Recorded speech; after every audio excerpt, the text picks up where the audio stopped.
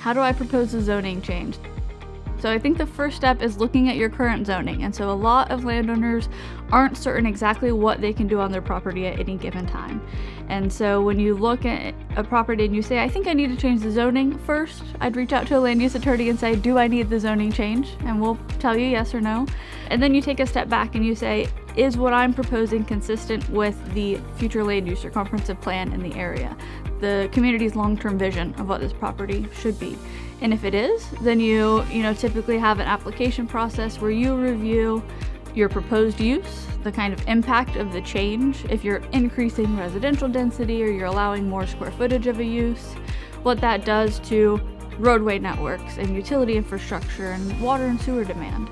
And from there, you usually go through a public hearing process where you pitch your idea for a change to recommending bodies and then elected officials, and they make the final determination on what should be granted for the property.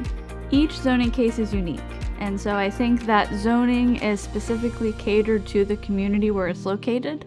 And so a project to change the zoning in a historic downtown community is a little bit different than a new development on the edge of town where maybe you don't have the same impacts in the same ingrained community.